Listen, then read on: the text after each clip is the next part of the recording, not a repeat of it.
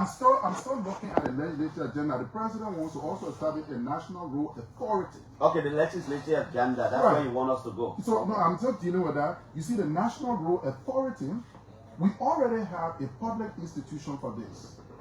The Ministry of Public Works was created by the act of the legislature in 1928. It is headed by a minister, assisted by 3 deputies. In 2008, an act of the legislature, by an act of the legislature, the Ministry of Rural Development under Madam Sirleaf in 2008 was dissolved and its functions merged into the Ministry of Public Works. The ministry performs the following responsibilities: drafting and designing construction, planning and constructing public infrastructure, supervising construction contract, implementation, maintaining roads, bridges, public buildings, among others. Now you're saying, hey, the Public Works Ministry is in existence, but we want to set up another institution called a National Road Authority. These are the things I'm talking about. Where you should be focused in areas that add value, you focus on areas that don't. What are the challenges at the Ministry of Public Works? You review those challenges and you capacitate. Many times you don't need law to do that. Because if the Ministry of Public Works have human resource challenges, you deal with them. If it is technology, you deal with them. But if you're not dealing with them, but you come and say, oh, we want to create another authority, how would that be funded? I remember several years ago when they were creating Land Commission, I had a problem with that. Because you're creating a separate bureau, because Land Commission was on the Ministry of Lands, Mines, and Energy. Since we created the commission, has this stopped land issues in Liberia? Now we leave that, right? We leave that. Then we go now, we say, oh, let's set up a property court. No, but Mr. Freeman, the reasons why some of these government institutions name will change and the president will make these recommendations for amendments is to give broader scope. Like, for example, what I was telling you, right now, the Civil Service Agency, in my opinion, does not have the authority to manage all human resource offices in different government ministries and entities. If you have a Civil Service Commission, that Civil Service Commission will be able to manage all HR offices. That means if Mr. Simeon Freeman is president of Liberia, all those are working as HR in government ministries and agencies. The day Mr. X become president, the government will not change them automatically because there is a commission that is managing their affairs. These are the kind of things we're talking about. No, the president meant. No. I think you're probably mistaken there. If my memory serves me right, I think the Civil Service Agency, National Elections Commission are institutions that were, I think, proposed by the Constitution. So in terms of, and I was saying, if my memory serves me right. So that's Article 89. What was saying? Right. So in terms of managing human resources, the Civil Service Agency has that mandate. Now, as it is. As it is. I don't think so. Have you seen the act of the Civil Service? Well, maybe I need to find one. That's what you need to do. But I don't think it is. I don't think it is managing. No, it is not, because you need political will. You don't need laws. You see, listen, we keep shifting. We established an anti-corruption commission that we didn't need in the first place. No, but Mr. Freeman, political will is... I'm coming. I'm coming. Political will is at the discretion of Mr. Simeon Freeman as president of the country. The law is binding. That's the difference. No, that's where you get me wrong. This is where you get me wrong. One, you have an existing agency created by the act of the legislature. Correct. Years ago. What are the institutional weaknesses? You enhance those institutional weaknesses. But the political aspect is, let's create a whole new set of laws. Even when you do create a set of laws, the institution doesn't work. And I'll give LSCC. On the one hand, and I'll use two institutions here. On the one hand, we had the Ministry of Lands, Mines, and Energy. So we had the lands. Then we said, okay, to make it effective, let's set up a lands commission. How many years ago? That was established under Madam Sirleaf. The land issue unresolved. Still unresolved. Then we come back in 2026 and say, let's set up a property court.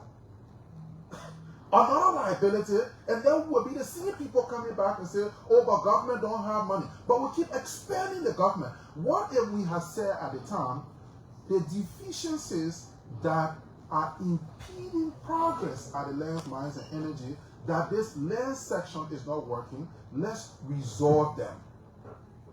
All we would have done, provide the capacitation needed to enhance output. Then we came to LACC, even though we didn't need that, because we had a Ministry of Justice that was supposed to review all the reports. Lawyers have a way called the weight of evidence. Many times, from the journalistic perspective, they say, oh, John Brown is corrupt, he stole this. The weight of evidence have not been examined. So an audit report does not indict anybody. It's the auditor's perception. The disclaimer is right there. Those also sit on boards and see that. That's why you take it to the lawyers to look at that. But even at that, the LSC said, we can't do much because we don't have prosecutorial power.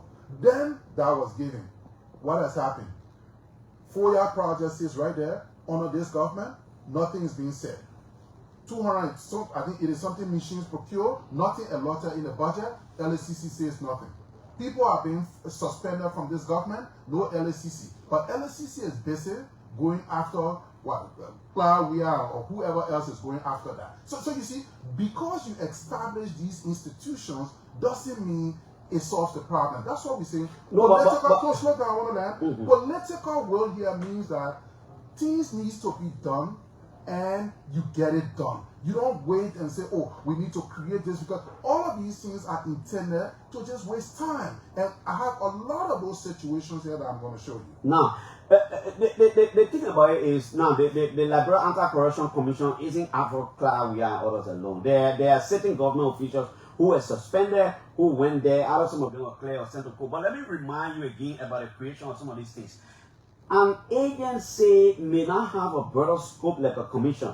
And I will remind you about the GSC. Mr. Freeman, when the GSC was the General Auditing Agency, it was reporting directly to the president. But that the president has so much interferences in the operation of the General Auditing Agency. Now, it is the General Auditing Commission. It reports to the legislature through the Public Accounts Committee. So nobody will have to worry about the president looking at the report. Slow down. And what has changed since you did that? What has changed, in my opinion, is that the GSC is now reporting without any fear or favor to the legislature and no longer to the president. Because what has changed is, for example, Mr. Simeon Freeman, you're president of the country, right? When the GSC is supposed to submit a report to you and that report is submitted, you look at the report. When it is damaging on institution in your government, you say, no, you got to go change your report. Their report, when it comes out, will be damaging. Right now, the GSC will not have to do that anymore. So here's the thing, Mr. Jackson. And that's why you're making a terrible mistake. And that's why... You think so? Yeah, and that's why the politicians mislead. You don't need all of those change in names, change in nomenclature in order to acquire your outcome. That's where it goes wrong. Lands Commission, nothing. LACC, since they started reporting, show me how many cases have been convicted by the LACC since it got prosecutorial power, since it became a commission. Tell me, show me, since the establishment, the total quantity of funding provided to them, what has been, what has happened? Nothing. So we have a system where you asking to establish existing institutions. National Food Assistance Agency, already in existence, was structured since 1970. You coming back to us and you say you want to establish National Food Assistance Agency. You already giving money to them. They are in existence. They're in the budget. And I can show it to you right here. Since 1970, they've been in the budget, one of those institutions that we don't even need. You come back to us, we have the Ministry of Public Works that conducting road. You say you want to establish a National Road Authority.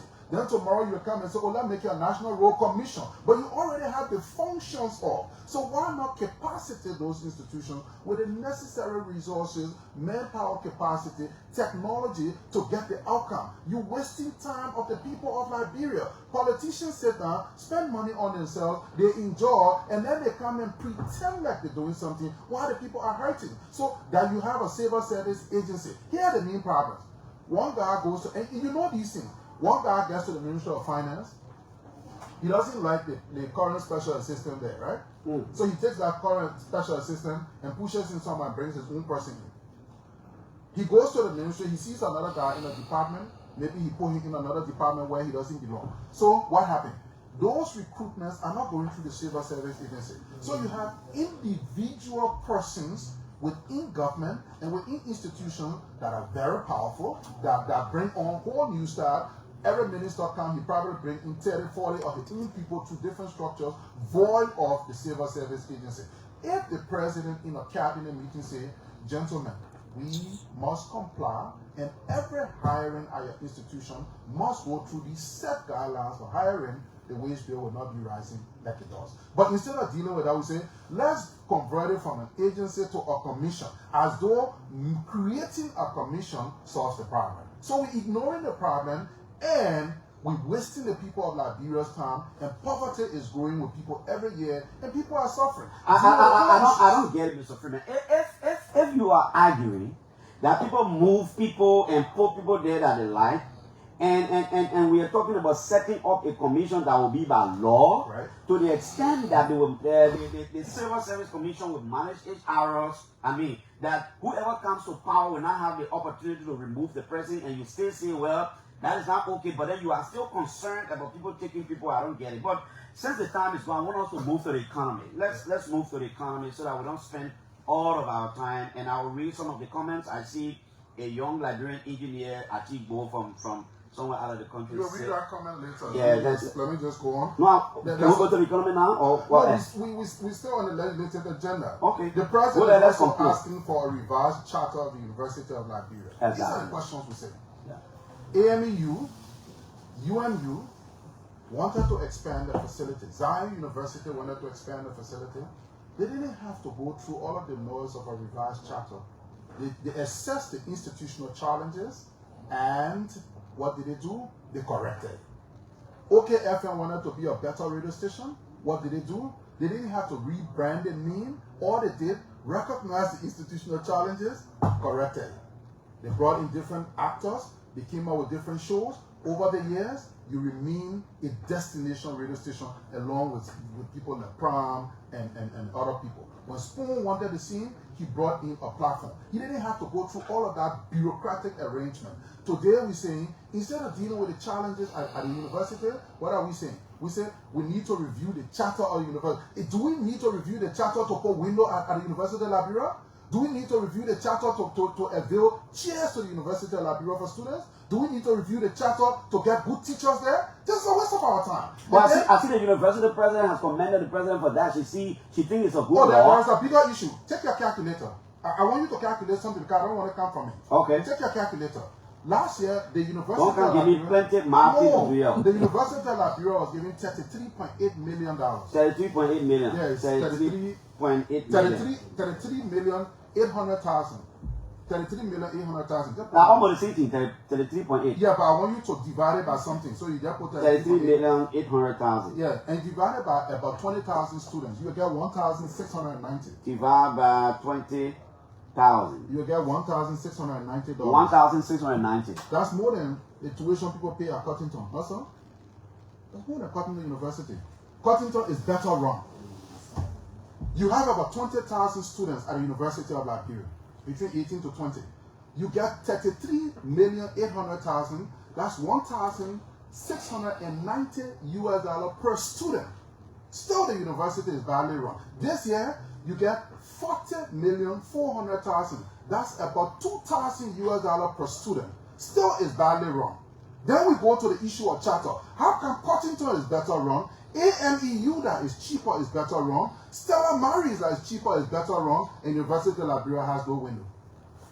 Answer the question. So your point. No. Your argument. We're not debating yet. No, answering. This is not a debate between Simeon Freeman and no, it's not a debate. But I represent the public we here. We all playing the devil's advocate. Yeah. So I represent the politicians too. So I'm asking I represent the opposition community. And since you represent the whole politician, not the opposition. So the point you're making is We do not need a creation and establishment of too many of these institutions. Because All we need is a political will to effectuate whatever change we want in the existing ones. And look, I just gave you University of Liberia. She commended the president, the woman. I haven't met her Yeah, before. her, yeah. Highly of her, right? Yeah. So how come Cottington spends less than this? I got people on Cottington that I'm assisting, up to 10 people, including one of my nephews. At Cottington, I'm supporting.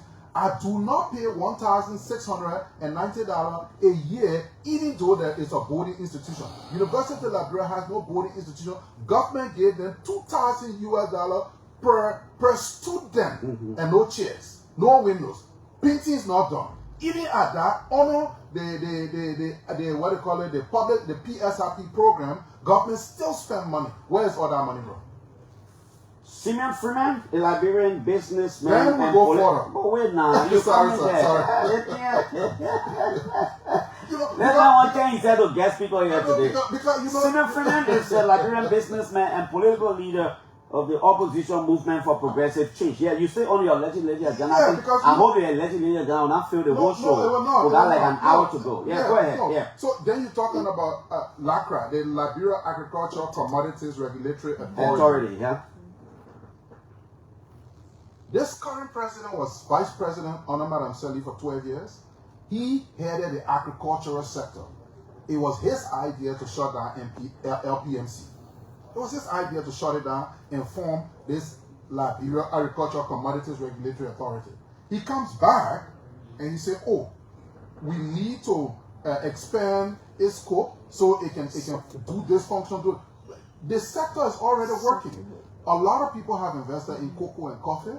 They are selling the cocoa and coffee void of LPMC or whatever, right? So you don't want to come and regulate the sector, these are the things that strangulates the economy. Then we go to the Ministry of Foreign Affairs, like you were talking about. They want to work this. Look, just the other day, this guy, what's his name? Philip Brown. He was, I think, the Consul General for Korea to Liberia, right? Yeah. If you're going across the bridge, you see Republic of Colombia. There's a consul way over there. Consulate, right? That man is a Lebanese man. He says that. Then we have other Liberians that have sat and done representation. Why can't we adapt that model? Do we need a law to adapt that model? Do we need a law to say, look, we're not going to spend $22 million on the foreign ministry anymore. This is what we're going to do. We're going to leverage technology. We're going to have our representation many of our representation will be through councillors that will report. These are the things we do. What the president says there, and after spending $890 million, we can't account for it. We come with all of these things that waste the legislature time, waste the people's time, while real people, Mr. Jackson. I see. So your idea is always about a small government. This is where you are driving. No, it's not just about a small government. It's about look, let's use Ghana right next to. The Ghanaian government has been able to strengthen the Ghana passport. Just last week, the Prime Minister of the UK went to China. And what did you hear? As part of the agreement, they didn't have to go and pass laws in the UK. The Prime Minister negotiated for British citizens to go to China visa waiver. Visa waiver. I follow that. It means that Mr. Jackson doesn't have to, if as a British citizen or a Canadian citizen, Canada managed to do that. He doesn't have to go through all of that 1 week of visa hassle. He can now go. We got less than 3,000 Liberians that had Liberian passports. Why have we not been able to get waivers along a lot of these lines? But the president stands there and says, "Oh, we need to pass laws for this." And every time they pass these laws, they create a larger bureaucracy. These are the things that are hurting people, and that's why you talk to people. Some people's grandfather was born in poverty. Their father lived in poverty. They are living in poverty. These things hurt. It's the way in which we run in the government that is hurting. And people like you, me, everybody have to be able to call these people to vote so that we run the government effectively. Today, Ghanaians go to South Africa visa-free. What's the population of Ghana? About 32 million people. They go to South Africa visa-free. Liberia, What's our population? About 6 million. We just have 3 million passport holders. We can't go to South Africa visa free. What is the issue? The issue is that that's not the focus of our people. But every step of the way, oh, Mr. President, we need this capacity. The guys are lazy. And because they are lazy, they come up with all of these agendas that really don't help us in any way. And those are the things we are complaining about. Even if you don't want to reduce the size of the government, then don't increase it. But you keep expanding it. One day we have Ministry of Cultural Affairs and Tourism. Then we say we're creating a new infrastructure. You know, all these things. The Tourism Commission. All these things create liabilities for operating the government. And that's what we're saying. That money you take to spend on a new property code, a new road commission. Why don't you take that money and buy more chairs? You saw the president's speech? 26,000 chairs provided to schools. Do you know how many students across this country? About 1 million students. 26,000, then 22,000 kits, STEM kits that are given to students across this country. How do you expect us to perform in government? Okay, Mr. Simeon Freeman, let's move on now. Let's find out we have to move on. Right. In the midst of all of that, in the midst of everything you're saying, the president told us that in the midst of all of that, the economy is better. He says, Mr. Vice President, Mr. Speaker, Madam Pro Tem, and members of the legislature, fellow Liberians, last year the president said, we emphasize the economic challenges inherited by this administration, not as an excuse, but to highlight the hurdles faced and the progress achieved. Through disciplined fiscal management, sound policies, and robust partnerships, we began restoring stability and trust. As of 2024, the economy showed resilience with steady growth, declining inflation, stronger reserves, and renewed momentum across key sectors.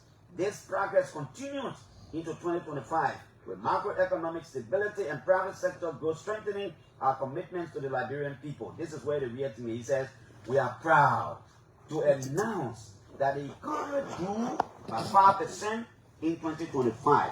This exceeds both the 4.6% forecast and the 4.0% growth recorded in 2024. The achievement was driven by significant gains in mining, agriculture, fisheries, and reduced mining activity in Liberia, right? There was reduced mining activity in Liberia. Now there has been an increase in mining activity. The price of gold rose drastically. So gold jumped from about just in this month alone, the month of January, the price of gold rose, I think, by about 500.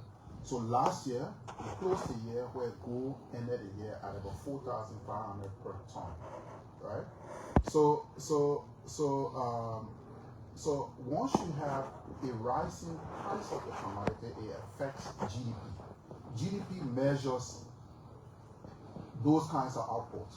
Then you have Metal C. Metal C has been here. What they've done, they've transitioned now from exploration, they're now doing major exportation. They've perfected the technology, and so now Metal C is exporting more. So that more that they're exporting is going to affect this GDP. It doesn't mean that there is real growth in the economy in terms of that can create jobs. And I think that's where many times we miss it. Let me just show you what the World Bank suggested. The usual corporates in Liberia have been mining and stuff like that has been the source of our GDP. So the World Bank suggested that, look, which is the thing we've been saying, to transition from cyclical stagnation to sustainable inclusive growth, Liberia needs to undergo 5 significant transformations. These are things we've been saying. These include reshaping the macroeconomy by increasing domestic savings and mobilizing resources. Diversifying away from over-reliance on the mining sector. So during the Madam Sirleaf administration, you noticed that when there was a massive drop in the price of iron ore, there was a budget shortfall that year, right? And I think you guys talk about that a lot, and Mr. Senator Amal. So under the circumstance, the World Bank is saying shifting towards activities that allow labor demands for an expanding urban population. Because of time, I may not be able to explain all these things because I want to go on to other things. Recognizing the private sector as the primary driver of economic growth. I want to repeat that. Recognizing the private sector as the primary source of economic growth. You are putting a World Bank report. Okay. Implementing deep-seated policy and institutional reform to modernize the public sector. You hear me addressing those same things in terms of public sector modernization. The World Bank studies show that you don't even need the Ministry of Finance and Development Planning to have that number of staff. You can reduce it, you can leverage technology. So having said that, suggesting that, for the president to say we grew by 5.1% or we anticipate growing by 5.6%, does not deal with the core issues. The core issues are, what are the like it said regular around the street, the bread and butter issues that you actually brought to the table that created jobs? How many industries were created? Those are the kind of conversations I want to have with the government or the president. How many industries were created? How many jobs were actually created? Those are not the discussions we're having. We're throwing numbers about that does not deal with the core issue. So reliance on mining changes nothing. With the rising price of gold, you have this gold company in Cape Town that's exporting gold. You have other gold operations around. You also have mining operations around. That's it. How many employees that are Liberians actually benefit from those kinds of arrangements? So that growth is actually based on top tier. If you, for example, take the U.S. economy, you have the U.S. economy is a multi-trillion-dollar economy, but that wealth is owned by just 1% of the population. If you take the Liberian economy, the entire growth is driven by one or two sectors, and those are totally unsustainable. There is something else I just thought to bring to you about the inflation that President Boakai talked about. He said we dropped from 10% to inflation to 4%. I'm sure you must have seen that, or you have not seen that. We read that. Good. So here's the thing.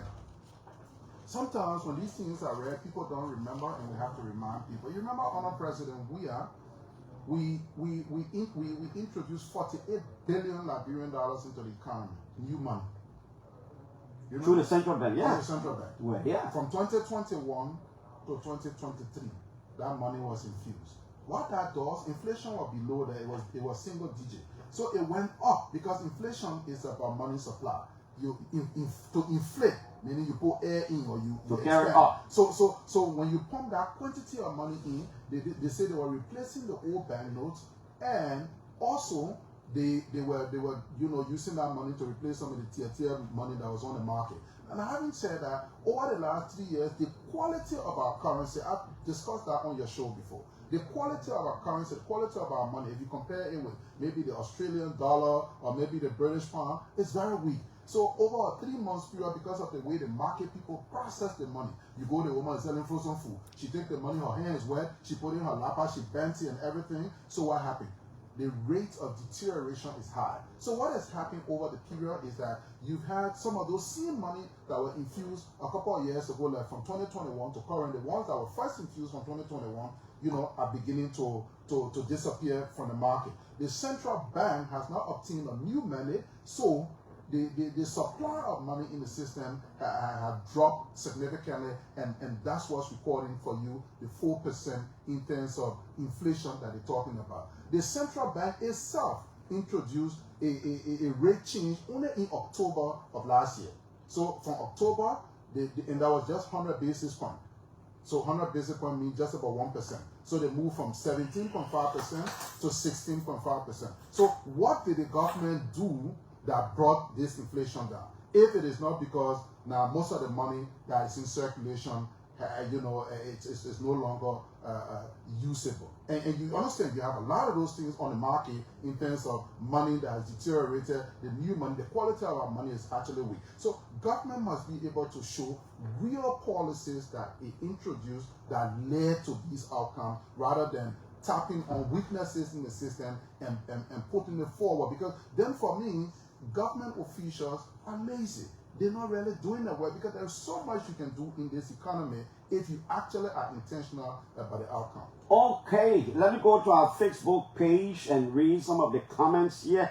Orlando Boys is just following. Ambassador Jerry S. Kuna, he says, the issue about the University of Liberia is just poor management, period. Jerry Gabi said, you two running an institution, the DSTV, that are expensive and users are only paying US dollar, even though we're using Liberian dollar. I expect payment for package in LG. Cyrus Bay, he said, Mr. Freeman, you deserve a cold bottle of beer for this level of education. Send me your number. Let me send you mobile money. The man said you must say your number. Let me send you mobile money. Thank you, sir. Thank you so much. I really appreciate it. Achik Bo is the son of Mr. Edward Bo, a young Liberian engineer based abroad. He sent me this. He said, Mr. Jackson, please read it on the show. He said, please, no, this is what he sent. Okay. He said, good morning, Uncle Clarence. That's how you call me. I beg to differ with Mr. Freeman. The establishment of the national authority is welcoming, but it should be the National Road and Rail Authority, which could be in charge of line transport activities. Given the ambiguous functions assigned to the Ministry of Public Works, covering all public infrastructure design, monitoring, and management, don't you think the president is right about establishing said authority? The National Road Fund could be merged as a department. The man an engineer, He is looking for a job. He is so an let Jack can let public work get him job, and we don't need to establish a whole new bureaucracy. I think he's teaching somewhere. Yeah, He got a good job outside the country. If he can come, but every time we establish a new institution, that's money. I think people forget that. That's a new office, that's cars, that's this, that's every year you have to assign money to that institution. Do you have any other subject discussion there from the SONA that we can talk about? Yeah, let's go. That's a whole lot. So, then let's look at the budget performance in terms of the economy. Yeah. We are anticipating in 2026 to collect $183.9 million. Yeah. From the port alone. Budget performance report. In international trade. No, that's from the 2026 budget, right? In the past 2024, 2025 we collected 2024 123 million. 2025 we collected 146.8 million. Mr. Jackson, these things are imported to the country. We don't produce, but when they come, we tax it heavily. So one pen you bought in China for 1 cent, when it reaches here, you sell it for $3. Okay. Who do you think is suffering? You pay your staff here, I'm just using an example. Let's say you pay your staff $500. I'm being generous. Yeah. You pay your staff $500. I like that. Right? Your staff gets paid $500. Then your staff is burdened by many layers. If I brought in this water, say I brought in 1,000 of it, I sell to you 200. When I sell it to you, it's inclusive of GST. Then you sell 100 cases to this man to go and resell. It's inclusive of your own GST because you have to pay it. So GST become a compound tax that is now burdening that 500. So it means almost 50% of my salary or 50% of my salary goes towards GST. Then the port charges. You have 2 operators in the port, APN terminal, National Port Authority within the port. Then they came out with this recent thing called container tracking number. Then of course, for doing nothing, you pay somebody that say that they're doing inspectory. They don't have to go out there, you bring in the container, then they say they inspect it. Because it's already here. You pay them for that. That's the whole thing. Who do you think is paying that money? It's the people of Liberia. These are the things that's undermining growth, undermining purchasing power. If somebody buys a pen in China for 50 cents, at least if they can sell it here for $1 or 75 cents, it works for consumers. It creates something we call the multiplier and circulatory effect of money, and there's going to be growth because it's about volume. The more you sell for your airtime, let's say OK FM is able to sell, say, 20,000 airtimes a month, you become competitive. That's why other radio stations in other countries are as competitive, progressive, and aggressive. So the truth of the matter is that when we do these things to our people, we create that burden. And I always use this parable.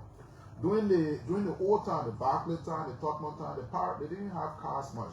So the paramount chiefs used to be carried on their shoulders.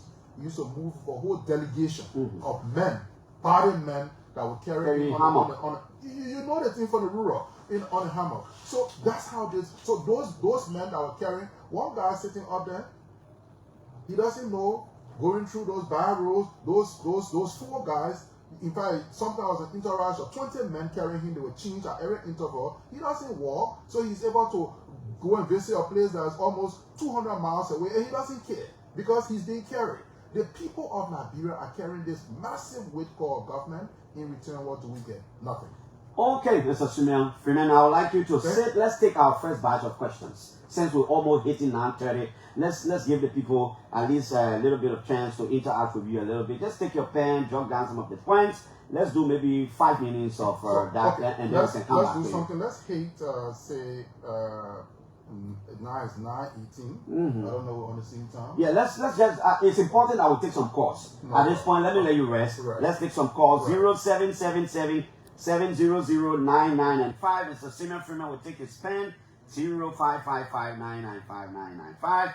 And the other numbers on our page. I see all my telephones blinking all over the place. Yes, let me take this first call. I think there should be former elections commission chair, Mr. James Flomoya. Mr. Flomoya, let's hear you. Thank you, Baron. Now the head of the Arms Commission. Yeah, good morning, Mr. Freeman. Good morning, Pastor. It's been a while. The discussion from the beginning. I'm a brother of the University of Liberia. I would love to be at the beginning, but the point I want to raise is that Freeman was that before SACOM came in, he was the one in charge of DSTV, exploiting us so much. It was, astronomical fee he was charging. I don't know how much he was paying his staff at the time. Clara, you can check it out, but it was an exploitation. And you don't have to be a president to treat your people in a decent and fair way. It was when SACOM came in that they were forced to come down. I'm using SACOM today, $30 a month. I have many channels then. I was using DSTV. But can you speak to some of the issues, Mr. Simeon Ray, other than going to his private business? Can you speak to some of the governance issues? Well, the government issue, there's no government that has come to power that is free of problems. Okay, let me bring you on to something. You are from the University of Liberia. Simeon Freeman is arguing that we do not need to change any chapter of the University of Liberia. All we need to do is an intentional presidential will to get that university fixed and up to standards. Do you disagree? Right. Do you disagree? It was just given to me yesterday by my colleague, best CEO. I'm not saying that. You see? Why is it? You should correct that. Then they also did this for me. Okay, thank you. Except that I wanted. They did this portrait. Thank you. So tell him that he needs to hear it. You did this What's that? What is that? My colleagues just gave me this portrait yesterday for the best CEO. Your colleagues from where? Liberia? Yeah, from here. Okay. He is saying that I don't treat my staff well. That's why I'm showing you the picture they just gave me. Oh yeah, I see the pictures. I see everybody on the picture. Except that I want to comment on the existing discussion, man.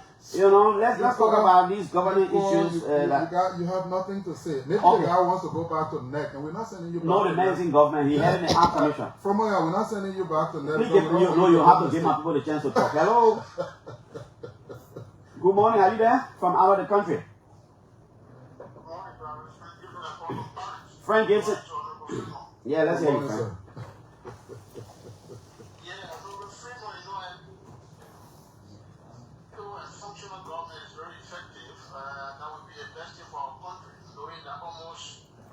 Of our money is going to salary payment. But Mr. Freeman is not. Because we have said a lot of things and those things are not happening. One of those things the city you're going to build. We are going from those cities.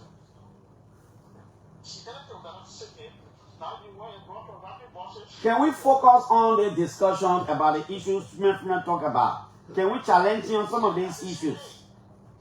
No, they're not the same thing. No, they're not the same thing. Yeah, I know. Yeah, his reputation is there, but he's talking about different things in the government, the way he sees it. He differs with the president on a lot of things. Let's talk about these things.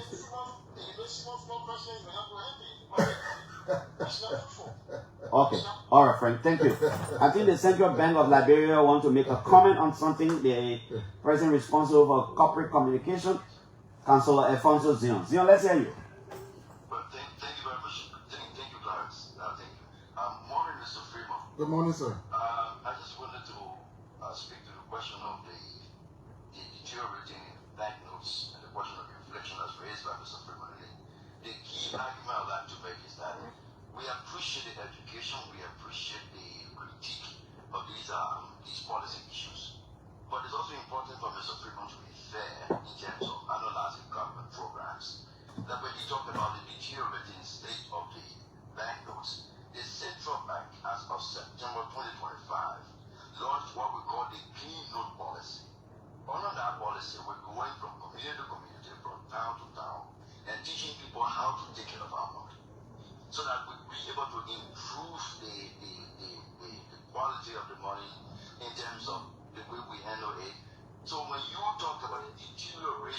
money and most of the foreign aid was 74 billion printed. That is not no longer usable. It's also important for you to reflect on the deliberate and intentional effort the central bank has initiated to deal with this national problem. So, Mr. Freeman doesn't have to be one-sided. You have to explain the problem, but then also speak and articulate to the intentional reforms that are taking place and the effort the government is making to make sure that these problems are solved. Thank you, Zion. Thank you, Councillor Zion. Thank you so much. Let's Thank go back to Councillor it. Zion. We can take 2, 3, then we'll come back. Hello? Yeah?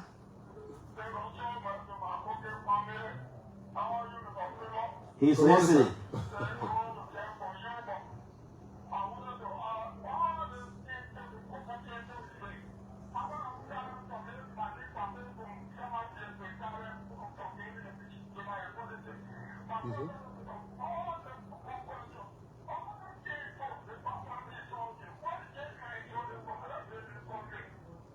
He's saying all the Google things you're talking, why you can't join the government so all of you will build a country. Let me take Deputy Government Spokesman Daniel Sano. Minister Sano, go ahead. Good morning, my good friend Clarence Jackson. Good morning, sir. Good morning to the all-knowing Simeon Freeman. What you call all knowing now? What you call all knowing Very now? Because disrespectful. Clarence, No, you would have said it differently. Just speak to him and get your views going. Mr. Freeman, 1 minute, I will talk in your behalf. Mr. Minister, when you call, you say good morning, Mr. Simeon Freeman, then you can go on. When you say all knowing, it doesn't sound good. You know, let's just give it a go. I don't mean to talk about Mr. Freeman is a very brilliant man, but I think the way he continues to allow politics to overshadow of the good ideas that he has for the country, I don't think it is right. So, are you there, Clarence? I'm listening, you are live. Yeah. So Mr. Freeman goes to the studio and criticizes everything about the government. No, he didn't criticize. He didn't criticize everything. He made 1 minister. He made particular reference to the president's idea about the Transition Act. He said that's a very brilliant idea. So the Transition Act is just one aspect of all the things in the president and just investigation. What you see as Mr. Simeon's ideas are very obscure. Now they are listening to him saying that we should shut down all of the security apparatus and place security cameras at the drug points. What? I don't know what he said about. Minister, can you point at something particularly this morning that he said that you want to differ with him on and challenge, you know? So I think Efforts from the central bank has already corrected some of the policies that Mr. Simeon Freeman trying to put out about the economy and what the bank is doing, what the government is doing to reduce inflation. What is said to Mr. Simeon Freeman that to be a politician doesn't mean that you gotta be negatively critical about everything the government does. We are all citizens of that hero. The other day he wanted to read it and say, we're worried about why that costs 400,000. But minister, you're not saying anything or you're wasting our time. The man talk plenty of things. I thought you would grab 1 or 2 things and say, I differ with him on this. This is what the president means. This is what it would do for the country. But you're talking about the man wash. All I want, you're wasting our time. That's what the Ministry of Information does. But you're talking about the man wearing white. I think a personal thing. Time it up. What I'm saying to you here is that when somebody comes to your studio and say, Clement Jackson, I will take all the staff in OKFM to America tomorrow. Look at the question. Okay? This man goes to the studio and repeatedly criticizes every ideas, every progress the country has made. And I'm saying to you, that's not going to do politics. What did he say here this morning that you did forward? I'm keeping you long because you are a government official. I have to respect that. Everything Mr. Simeon Freeman has said, from the creation of new entities as proposed in the president's speech, the president let me the agenda, and everything he has said in the studio, and disagree with him. Okay, thank you. You say yours. Let's go on. Hello. Good morning, sir. No, you can't do that. I want to cut you off. What's that? You can do that. I'm sorry if I knew your number would blanket you, not call you again until you apologize to Minister Daniel Sano. We can't be rude like look. I mean, don't blow me up. We can't do that. We can't do that. Look, okay. Let's assume you believe Mr. Sano spoke to Mr. Freeman in a way that was disrespectful. So will you have to disrespect Daniel Sano too? You can't do that. That's not the kind of discourses we're supposed to be having in the country. Hello? I'll call you or go to your course in different place. Yeah.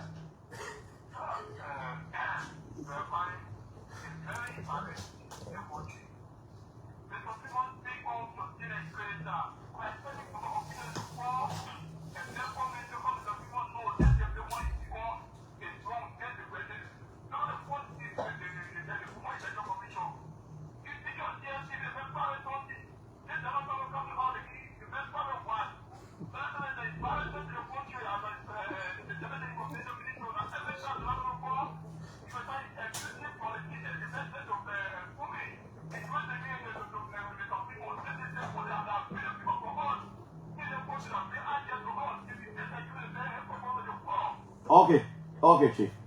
We hear you. From North Dakota, hello? Good morning, sir. Good morning, sir.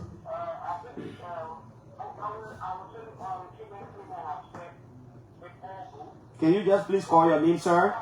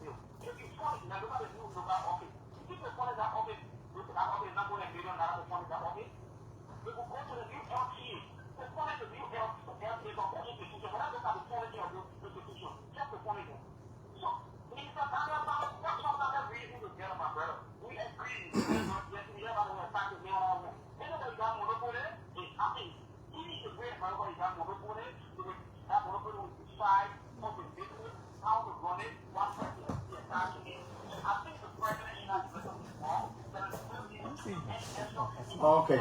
Okay, sir. Thank you, Gussin. Thank you so much. Let's go to the WhatsApp line. I'm focusing more on these WhatsApp lines. Hello? Yeah, good morning. Good morning, sir. Good morning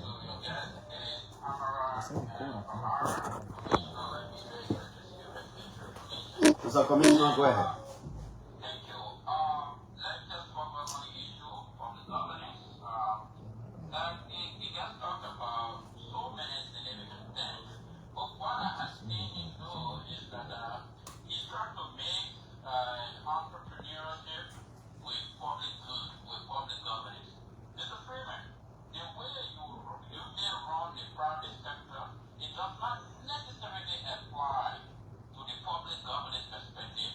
Because in the private sector, you are the sole proprietor. Everybody reports to you. For example, you run DSTV, of course, everybody will report to you. Your hotel, everybody will report to you. But that is not the case with public governance perspective. You cannot expect the General Auditing Commission or the General Auditing Agency to report only to the president, and you have all other entities in government where there is any checks and balances. How do you determine transparency? How do you determine independence? And how do you determine authority that will follow political manipulation and influence? I want to bring this to conclude, yeah. Mm-hmm. To conclude, when we had the LEC, that the law was obsolete, we tried to revise the law into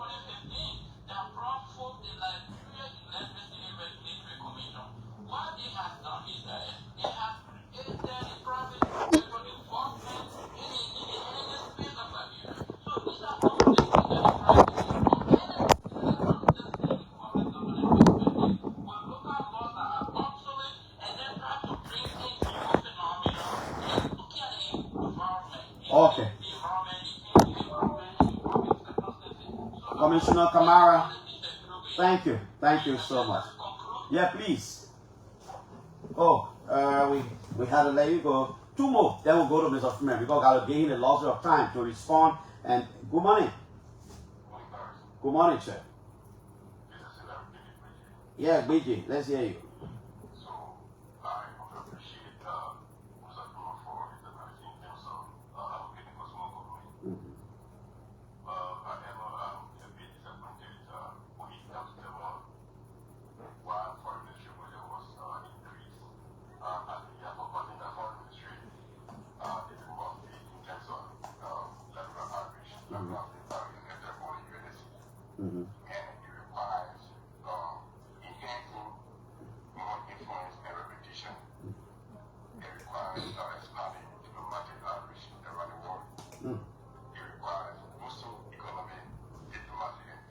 Yeah.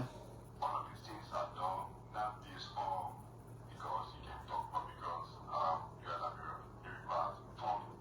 And the funding has to do with, it's a president where you want to talk to your partners, you have to provide an avenue that is encouraging. Thank you. I'll owe you there. We'll just take our final call. Mr. Freeman will have to come back. We can take all his time. Hello? Good morning, Gloria. Final call, yeah? Good morning to Mr. Freeman. Yeah. Good morning, sir. My name is Charles Ramos, and I'm in Monrovia. So I like the way you roll your show. You highly protect your guests, which is good because they just give the colors to. And I can protect the color too sometimes when the guests won't be some kind of way. Yeah. Yeah, I agree. But if you just open it that way, the guests will feedback and they don't want to come to the show anymore. So I appreciate that. Now, so Freeman said another thing this morning, and you want for us, for the callers, particularly those who amazing, to challenge him on the issue he's talking about. But before then, his character first, and that's what we need to agree on. His character first, and beside his character, he presents himself as a reformist. So if that man is a reformist, that will challenge him on what he brings to the public.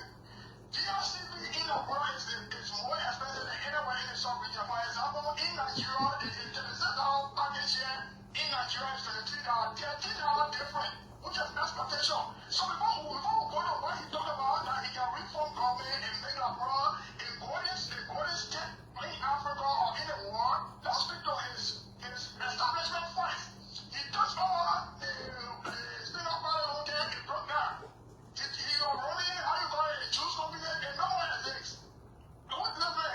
Okay, so you feel with all his compliments are, let's talk about some of the things he's talking about. Oh, all right, thank you. Mr. Freeman, let's come back to you. It makes a democracy better. Yeah, let's come back to you. The country too sweet. It's sweet, eh? The country is sweet. So the yardstick for people like us is different from the yardstick of people like President Boakai, who gets to power, never ran anything, never ran a company, never ran a shop, never even ran a cold water place. But then he has the leverage and capacity to govern. But just to deal with him quickly, even though it's a sad step, sometimes people forget. Liberians get on a plane, they go to Nigeria to buy goods. But Nigeria doesn't manufacture those goods. They buy the same goods, bring it here and sell it. Nigeria has almost 20 million population, and they do volume. And subscription in Nigeria obviously will be a lot cheaper than that of Liberia. But the price of hardware in Liberia is far cheaper than that of Nigeria. They don't look at that. You pay between $15 to $25 to acquire DSTV in Liberia. You can't pay that in Nigeria. It's a lot more than that. People clearly don't see that. But having said, I want to deal with a substantive issue. The gentleman from the central bank spoke responsibly, and I think those are the kind of engagements that's needed to be done.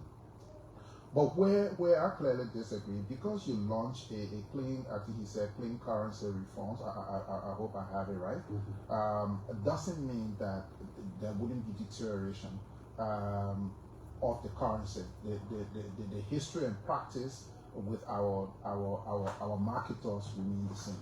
Unless we develop a digital payment platform, right? Where, like I said before, where we work with the telcos, and you don't have to use cash like it's done in many parts of Africa, Tanzania, Kenya. You just do what do you call it? What's the terminology in Kenya? But it's the same mobile money. So that reduces exposure to cash. But once you have cash moving about, quite a lot, like in America, they have the card. You have to use a debit card, a credit card. So it reduces cash and cash transactions. So in our case, once you have that, you're still going to have lots of currency deterioration, and that's going to create that impression that we are fighting inflation when clearly we are not. But look at the prices of food. The last time you went to, what's the place name? Rallytown Market. Rallytown Market. Prices are racing, right?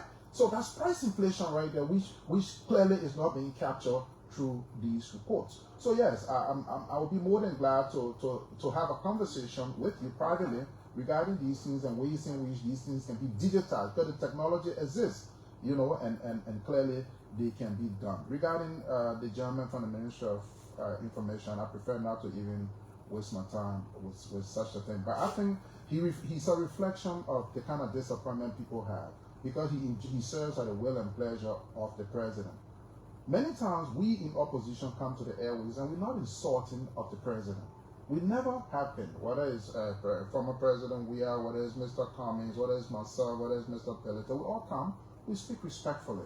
But an official of government always comes to the airways and he's just spewing out all of these gibberish and actually polluting the airways. And I'm happy that you checkmate him.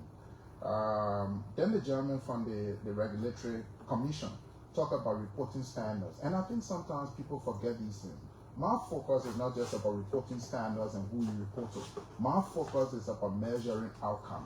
What is the outcome that has been realized from changing one name to the next? Changing a name is not going to change anything. That, okay, I want to be a better man, so my name is Simeon Freeman. The Simeon Freeman used to be bad, so now I want to change my name to John Mason, and that's going to make me a better person. We don't share that kind of view. Regarding the foreign ministry, people again miss the issue. I'm not ignoring that the foreign ministry needs to spend money. I'm saying the foreign ministry don't need to spend that kind of money when we have other national priorities. At what point does the Minister of Finance or the government sit down and say, which is important, making sure our educational system works effectively, that the quality of education in Liberia is optimal, that is comparable, that we have chairs in school as compared to giving money to a foreign ministry that really don't need it, because you have new methodology and ways in which you can run the foreign ministry without necessarily having that large infrastructure. And it's extremely important that we look at that. We're not saying, look, shut it down. We're saying, look, reduce the way you've been running public bureaucracies. You don't need an embassy in Morocco. Can you get a consulate there who will be a businessman, who will represent our interests? Can we review our visa processes? Can we say, okay, come to Liberia, you don't need visa. Make it like Mauritius, make it like Singapore, visa free, Seychelles, visa free. In that way, what it does is you don't need an embassy for visa issuance. You will need a consulate for other things like business and other things, or other consular services that can be provided by the consulate. The citizen have a problem, they go there. We also saying strengthen our relationship so that the strength of the Liberian passport is strong. Why do I need visa to go to many countries when in fact they're right here on the African continent? We're a small population. Why haven't we changed that? Those are the arguments we are making, and I think in many respects people are missing out on those things. But importantly, there are some key points I want to stress here quickly before I leave them out. The president in his speech stressed the issue of the measure for performance, making life better, have always been the usual corporates, rice, flour, petroleum products. When do we transition? Your biggest cost, Mr. Jackson, is not the bag of rice, it's rent. Your biggest cost is you need a car to move about. The population of Monserrato today, Monrovia alone, is about 1.8 million people. car today in Monrovia is no longer a luxury, it's a necessity. What about tuition? All of these key things. What's about the value of your salary? You know, why are we using these? And what's about the cost of building materials? So I'm supposed to live my whole life and I only think, oh, I'm happy because price of rice is cheap, price of flour is low. So I'm never going to own a house. I'm always going to be renting one room, and then I have a girlfriend or a wife, and we born a child, and 3 of us sleeping in one room. We have to get realistic with the way we want to take our people from level A to level B. And on the point of reconciliation, the president have not initiated anything when it comes to reconciliation. He hasn't even organized a meeting to say, okay, after the election I won, let me sit down with all of the political leaders and hear the perspectives. What are the issues? But the only thing you hear, he has his goons going after the Weah Foundation, this other one, that. What good is it? Are you discouraging people? Then we, the Liberian people, will say, oh, when you're president, invest here. Are you discouraging people too from government making the people to account? Are you discouraging them? I'm not discouraging, but here's the thing. Here's the thing. You have to be sensitive in managing these kinds of outcomes, right? Can President Boakai invite President Weah and his wife, and he sit with his wife or himself and have a conversation with him, you know, so that these things not filtering and creating the wrong impression? You create lots of court cases of public officials and you don't pursue them. Is that the way we want to run reconciliation? Like we said, let's move more towards de-risking, because it's costing us more to go after these things anyway. Let's move more towards de-risking, where GSC and LACC become active, where we set up computers and these guys can approve these things electronically within these ministries and agencies. There is something people are not thinking about that I want to bring to people's attention. Then the president talked about the youth entrepreneurship bank, right? That's about $17 million allocated. Do you know how much it costs to run a small bank? You're talking between $500,000 to $500,000 to $1 million a year. So if you set up that bank, how many people are going to get money from it? But you already have the Liberian Bank for Development and Investment, in which government has equity. Government has been the biggest determinant of who becomes the CEO of that bank. Put the money in LBDR, and then with direct instruction as to the lending sectors. LBDR already exists as a bank. You see, that's what we're saying. The government, every time, it's just this huge bureaucracy that is killing us. Then let's look at the government's National Development Plan. They say they spend $290 million they're going to spend $290 million under the PSRP.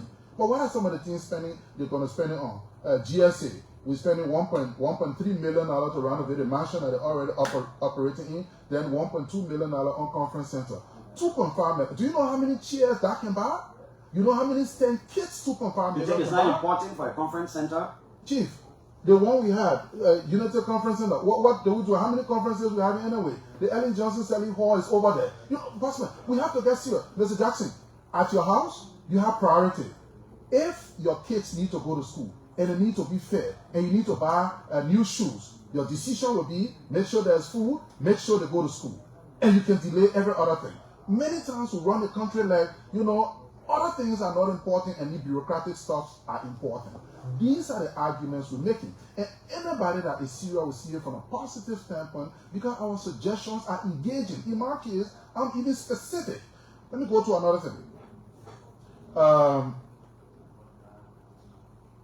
Like I was saying, the LACC, I hope they started to investigate the FOIA project that was constructed without any budgetary allocation. The LACC that has independence, reporting structure, the GSC, I don't know, maybe that part of it, they're apparently not hearing it.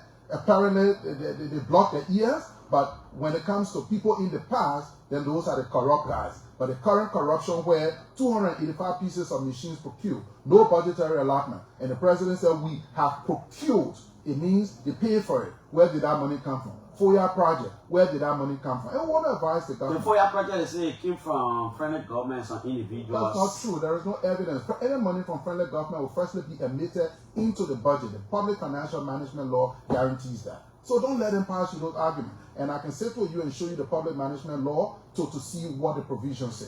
We will go to something else quickly. But we don't even have the executive capacity for that. There is something. I don't know whether you've taken note of that. The executive mansion. We spend about $26 million on the executive mansion, and we're spending $51 million on the legislature. But the legislature has about 1,051 staffers, including 102 representatives and senators. We're spending $51 million. The executive mansion, we're about 300 and something personnel, we're spending $26 million. So we're spending more just to maintain a mansion than the legislature. Imagine what 26, that includes the SSS as well. 15 plus the 10 for the SSS, if you add that in, come to about 26. Imagine what that would do for education in our country. We are misapplying funds, and then we act as though, these things are not serious. And if we have to be serious about governance in our country, we need to change our current governance model, or else it's not going to help. Okay, Mr. Simeon Freeman. Mr. Freeman, is there anything else you want to say? We are running out of time. Definitely. We are running out of time. What's the time now? Yeah, we got like 7 minutes ago. Definitely. Anything else on your... Clearly, you're saying, when you are the president of this country, you are the one elected to serve. However, it doesn't mean you know it all or you have a clear perception. The other day I watched a movie a couple of years ago where the king had no clothes. A group of guys came and said they could make a clothes for the king, and they made no clothes, and the king was naked. Actually walked through the place. It took one liquor to say, but the king is naked. And the king advised us for holding just an empty stuff. Many times, the president doesn't have that visibility because the people around him are amenable to him. They serve at the will and pleasure of the president. And I think it's important that the president begin to have a dialogue with politicians, with outsiders that have a different perception, and also to the minister, to the minister of finance.